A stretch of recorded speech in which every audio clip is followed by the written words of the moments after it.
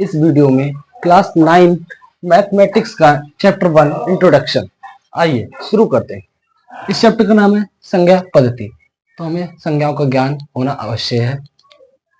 संज्ञा पद्धति तो संज्ञा है, तो संज्ञाओं का ज्ञान हमें होना चाहिए। देखते हैं संज्ञा कितने प्रकार की होती हैं। देखिए, पहला है प्राकृतिक संख्या। प्राकृतिक संख्या कौन सी होती है? जो एक से प्रारंभ होकर अनंत तक जाती है। कितनी तक जाती है? अनंत तक। उसे क्या कहते हैं? प्राकृतिक संख्या कहते हैं। पूर्ण संख्या, पूर्ण संख्या जो संख्याएं 0 से प्रारंभ होती हैं और अनंत तक जाती हैं, उन्हें क्या कहते हैं? पूर्ण संख्या कहते हैं। अब आता है पूर्णांक। पूर्णांक क्या होता है? जो 0 भी हो, प्लस भी हो और माइनस भी हो, तो उसे क्या कहेंगे? पूर्णांक कहेंगे। जिसमें प्लस भी आता हो, माइनस भी आता हो, 0 भी आता हो, उसे क्या कहेंगे? पूर्णांक कहेंगे। ठीक है। उसके बाद आता है परिमेय। परिमेय संख्या। परिमेय संख्या कौन सी संख्या होती है? ये वे संख्याएं होती हैं जो p बटा q के फॉर्म में होती हैं। जैसे 1/1, 2/3, 4/5, मतलब p बटा q के फॉर्म में होनी चाहिए। लेकिन आपको एक बात और ध्यान रखनी है, जो q है वो कभी भी 0 नहीं हो सकता। यहाँ 1 आ सकता है, 2 आ सकता है, 3 आ सकता है, 5 आ सकता है, लेकिन कभी भी 0 नहीं आ सकता। ठीक है। अब आता है अपरिमेय संख्या। अपरिमेय संख्या। अपरिमेय संख्या क्या होती है? जो p बटा q के फॉर्म में नहीं होती। जो p बटा q के फॉर्म में नहीं होती। जैसे √2, √3, √5, ये कौन सी संख्या हो गई? अपरिमेय संख्या हो गई। ठीक है। अब आता है भाज्य संख्या।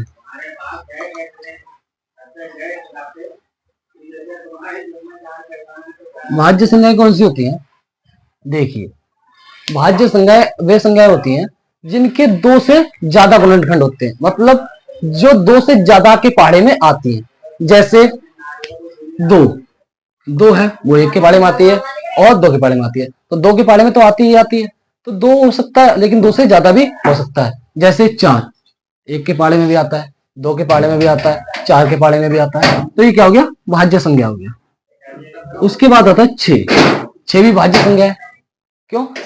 1 के पहाड़े में भी आया, 2 के पहाड़े में भी आया, 3 के पहाड़े में भी आया और 6 के पहाड़े में भी आया, तो हम कह सकते हैं 2 से ज्यादा गुणनखंड। ज्यादा गुणनखंड, गुणनखंड। ठीक है। जिसके 2 से ज्यादा गुणनखंड होंगे उन्हें क्या कहेंगे? भाज्य संख्याएं कहेंगे। ठीक है। उसके बाद अभाज्य संख्या। अभाज्य संख्या। अभाज्य संख्या क्या होती है? जिनके केवल 2 गुणनखंड हो, केवल 2 गुणनखंड, केवल 2 गुणनखंड, केवल 2 गुणनखंड होते हैं। केवल जिसके 2 गुणनखंड होते हैं उसे क्या कहते हैं? अभाज्य संख्या कहते हैं। जैसे जो एक स्वयं के पाड़े में आती है और एक अन्य पाड़े में आती है, तो उसे क्या कहेंगे? अभाज्य संख्या कहेंगे।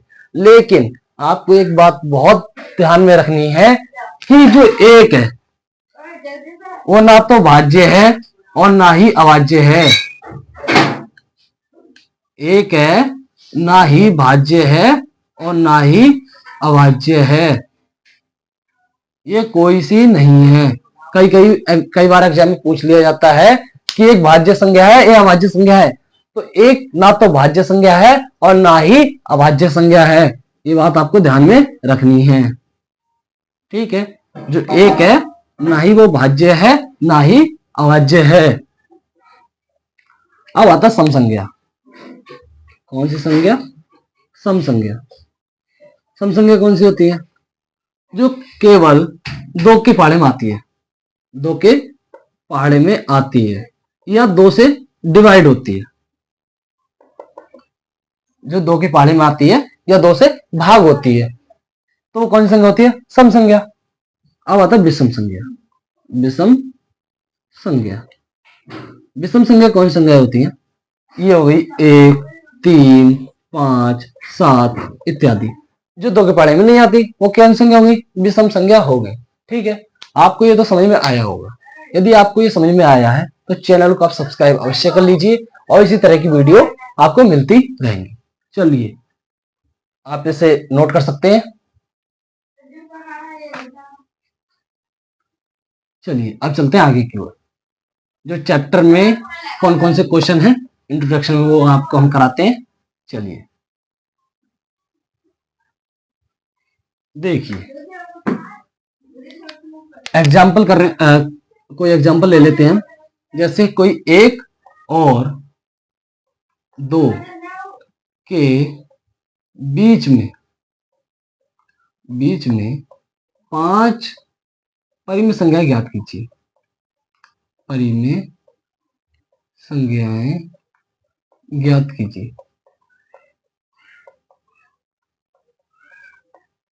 इस तरह के प्रश्न आप प्रश्नावली में अवश्य देखेंगे, इसलिए मैं आपको ये इंट्रोडक्शन में करा रहा हूं ताकि आप ये इंट्रोडक्शन करने के बाद एक्सरसाइज आराम से कर सकें। देखिए, 1 और 2 के बीच में 5 परिमेय संख्याएं ज्ञात करनी है। मैंने अभी आपको बताया परिमेय संख्या कौन सी संख्या है? ये वे संख्याएं होती हैं जो पी बटा क्यू के फॉर्म में हो। लेकिन आप कहेंगे ये तो पी बटा क्यू के फॉर्म में नहीं है, लेकिन आप गलत कह रहे हैं। ये पी बटा क्यू के फॉर्म में है। क्यों, कैसे है? जिसके नीचे कुछ नहीं होता उसके नीचे क्या होता है? 1, इसलिए ये क्या है? पी बटा क्यू के रूप में है। इसी प्रकार 5 परिमेय संख्याएं हमें ज्ञात करनी है। कितनी? 5। देखिए कैसे करते हैं। 1 और 2 के बीच में करनी है तो हमने ले लिया 1। अब करेंगे गुणा। किससे गुणा करें भाई? उसने कितनी संख्याएं बोली है? 5। हमें हमेशा ध्यान रखना है, जब 5 बोल रहे परिमेय संख्या ज्ञात करने के लिए तो हम क्या लेंगे? 1 एक्स्ट्रा लेंगे। क्या लेंगे? 1 एक्स्ट्रा लेंगे। जब 5 परिमेय संख्या बोलेगा तो हम 6 लेंगे, और जब 6 परिमेय संख्या ज्ञात करने को बोलेगा तो हम यहाँ 7 लेंगे। ये हमें ध्यान रखना है। जब 5 बोलेगा तो हम क्या लेंगे? 6, और नीचे भी क्या लेंगे? 6 ही लेंगे। ठीक है, उसके बाद 2 आ गया। जहां कुछ नहीं होता वहां क्या होता है? 1, इसलिए ये परिमेय संख्या है। ठीक है, और इसी प्रकार की 5 परिमेय संख्या हमें ज्ञात करनी है। आइए, अब कितनी बोली है? 5 बोली है तो हम क्या लेंगे? 1 एक्स्ट्रा लेंगे। अभी मैंने आपको बताया। तो कितना आएगा? 6। उसके नीचे भी क्या? 6। तो देखिए, मल्टीप्लाई करेंगे, गुणा करेंगे। 6 को 1 से गुणा किया 6, 6 को 1 से गुणा किया 6। अब देखिए, 6 दूनी 12 और 6 कम 6। अब देखेंगे आप, 6 से लेके 12 तक की जो संख्याएं हुई वो क्या हुई? परिमेय हुई। क्यों? ये पी बटा क्यू के रूप में है। देखिए कैसे, 6 से आगे कितना है? 7, 7 बट्टा 6, 8 बट्टा 6, 9 बट्टा 6, 10 बट्टा 6, 11 बट्टा 6। ये पी बटा क्यू के फॉर्म में है, इसलिए ये क्या है? परिमेय संख्या है। अब देखिए कितनी बोली थी? 5। तो 1 2 3 4 5, 5 परिमेय संख्या हमने ज्ञात कर ली। इस तरह के प्रश्न को आप अभ्यास करिए। ठीक है, दूसरा एग्जाम्पल करते हैं।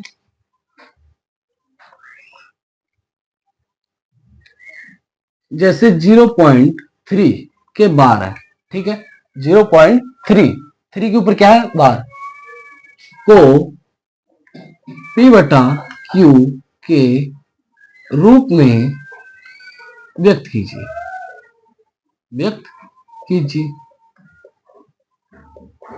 भाई पी बटा क्यू के रूप में व्यक्त करना है तो हमें क्या करना है? परिमेय ही तो सिद्ध करना है।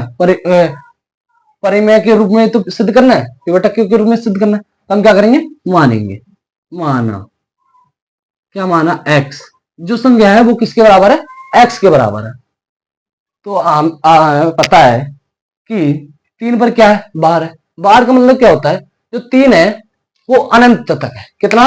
अनंत। कितनी बार भी आप लिख सकते हो आपकी इच्छा अनुसार। क्यों? 3 पर बार है।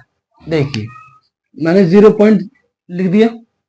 3 पर है बार, तो मैं इसे अनंत तक लिख सकता हूं, मेरी मर्जी। लेकिन मैंने लिखा 4 बार। ठीक है, तो ये क्या हो गया? x हो गया। ठीक है, मैं इसको मान लेता हूं समीकरण 1। ठीक है, समीकरण 1। अब देखिए, पॉइंट से पहले कितनी संख्या है? एक संख्या है, तो हम इसको क्या करेंगे? 10 से गुणा करेंगे। हम क्या लिखेंगे? समीकरण 1 को 10 से गुणा करने पर, गुणा करने पर। देखिए एक ये है समीकरण एक है पूरा, तो इसको क्या करेंगे 10 से गुणा करेंगे। तो 10 को x से गुणा किया और 10 को क्या किया 0.3333 से क्या कर दिया हमने गुणा कर दिया। तो अब हम देखते हैं क्या 10 को गुणा किया तो 10x आएगा कि नहीं आएगा। देखिए और जब 10 से इसको गुणा करेंगे तो एक पॉइंट आगे खिसक जाएगा। ठीक है, अब आपको ध्यान रखने की बात क्या है, जितने आपने 3 यहां पर लगाए हैं उतने ही 3 आप यहां पर लगाएंगे, नहीं तो आपका प्रश्न गलत हो जाएगा। कितने लगाए आपने 4, तो 1 2 3 4। ठीक है, ठीक है। अब ये समीकरण क्या हो गया 2, समीकरण क्या हो गया ये 2। अब हमें क्या करना है, समीकरण 2 को समीकरण 1 से माइनस कर देना, मतलब घटा देना। अब हम लिखते हैं क्या, समीकरण 2 को समीकरण 1 में घटाने पर। ठीक है, घटाएंगे तो कैसे घटाएंगे, देखिए 10x तो x वाली एक तरफ रख लो और डिजिट वाली संख्या वाली एक तरफ रख लो। तो 10x में से एक x माइनस कर देंगे, घटाने के तो बोला है हम घटा रहे हैं। अब देखिए 1 2 3 4, ठीक है माइनस करेंगे। ठीक है, तो ये क्या है 0.3333। अब आप माइनस करेंगे, 10 में से एक x गया तो कितना बचा 9x बचा। ठीक है, अब देखिए 3 से ये भी माइनस हो गया, ये 3 से ये माइनस हो गया, इस 3 से ये माइनस हो गया, इस 3 से ये माइनस हो गया। अब आप पाएंगे कितना बचा 3 बचा।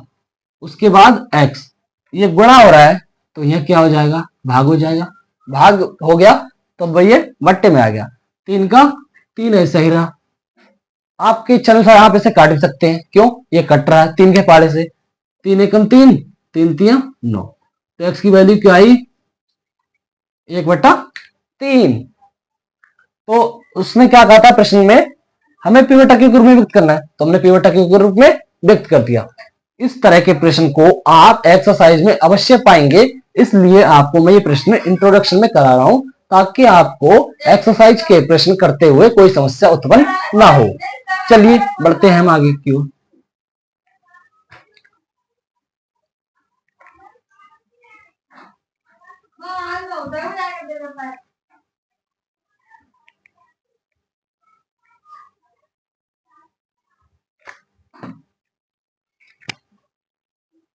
देखिए 1.27, अब ये 27 पर क्या लगी है बार लगी है, को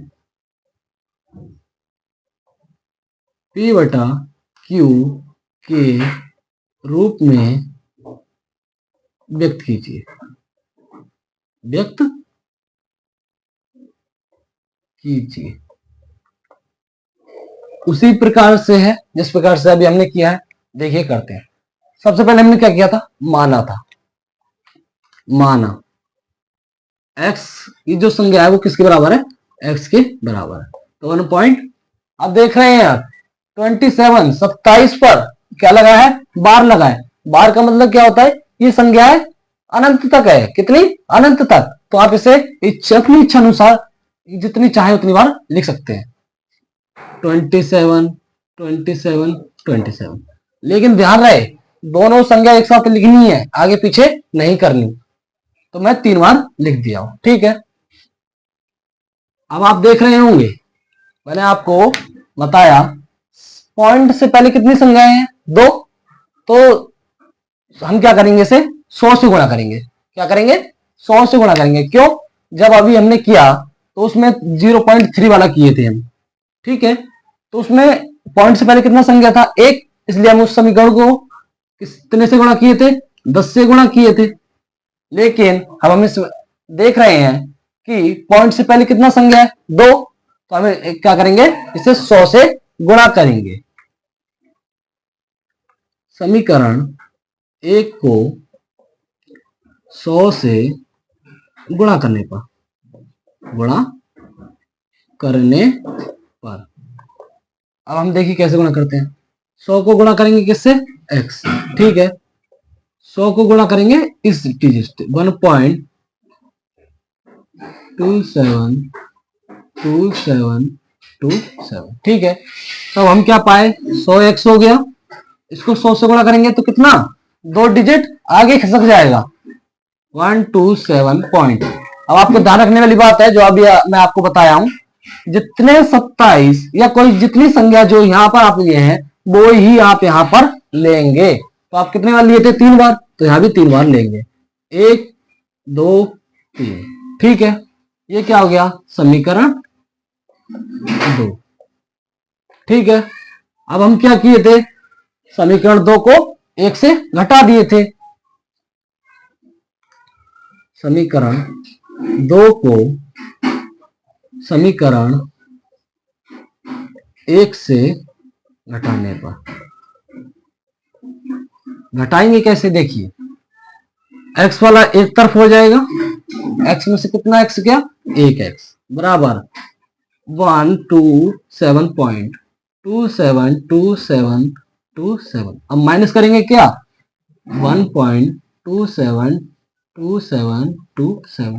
अब देखिए 100 में से एक x गया, कितना बचा, 99x। देखिए इस 27 से इस 27 कट गया, इस 27 से ये 27 कट गया, इस 27 से ये 27 कट गया। अब देखिए 127 में से एक घटाएंगे तो कितना बचेगा, 126। अब देखिए ये गुणा में है तो ये किधर आ जाएगा, भाग में आ जाएगा, और ये ऐसा का ऐसा ही रहेगा। ये आ गया आपकी एक्स की वैल्यू। आप चाहें तो आप इसे काट भी सकते हैं, क्यों कि 3 की टेबल से कट रहा है, तो 3 चौके 12, 3 दूनी 6 और 3 तिया 9, 3 तिया 9, ठीक है। ये आपका आ गया x का वैल्यू, ये आपका क्या आ गया, x का आ गया वैल्यू।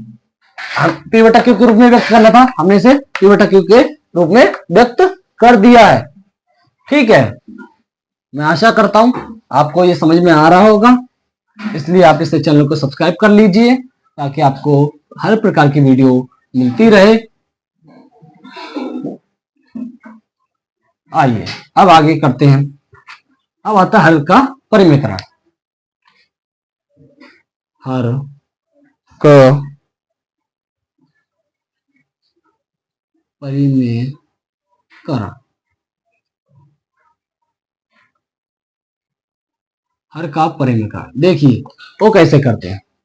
जैसे हम कोई उदाहरण ले लिए 1√7 माइनस √6, ठीक है। इसका क्या करना है, हर का परिमेकरण करना है। तो देखिए परिमेकरण करेंगे तो हम सबसे पहले क्या करेंगे, मल्टीप्लाई करेंगे। किससे मल्टीप्लाई करेंगे भाई, जो नीचे संख्या रहेगा वही ऊपर जाके क्या हो जाएगा, साइन चेंज हो जाएगा। ये माइनस है तो ये क्या हो जाएगा, प्लस हो जाएगा, √6, ठीक है। ये माइनस का माइनस ही रहेगा, नीचे वाली संख्या सेम ही रहेगा, लेकिन जो नीचे से जो ऊपर जाएगा वो साइन चेंज हो जाएगा। अब हम क्या कर देंगे, गुणा कर देंगे, 1 से गुणा करेंगे तो क्या आएगा, √7 प्लस √6, ठीक है। अब आप देख रहे होंगे यहां क्या होगा, a square minus B square हो गया, क्या हो गया, a square minus B square. तो देखिए 7 माइनस √6 का स्क्वायर, तो आप इसे देखेंगे कैसे, 7 प्लस √6, स्क्वायर से अंडर कट जाता है और स्क्वायर से अंडर कट जाता है, आपको इतना पता होगा। 7 में से 6 किया तो कितना आएगा, 1, तो इसका आंसर क्या होगा, 1। ये देखिए तो हर का परिमेकरण ऐसे करना है। दूसरा कोई एग्जांपल ले लेते हैं, √7, ठीक है। तो देखिए इसमें तो कोई साइन है ही नहीं, तो हम इसे ऐसे का ऐसा ही रखेंगे। इसको गुणा किए √7। अब देखिए ये क्या हो गया, डबल बार है तो गुणा होगा तो स्क्वायर हो जाएगा, तो स्क्वायर से अंडर रूट कट गया तो क्या बचा, 7, √7/7 बचा। तो ये क्या हो गया, आंसर हो गया। इस प्रकार हम क्या करते हैं, हर का परिमेकरण करते हैं। Thank you for watching class, धन्यवाद आपका। इसी तरह की वीडियो देखने के लिए चैनल को सब्सक्राइब अवश्य कर लीजिए।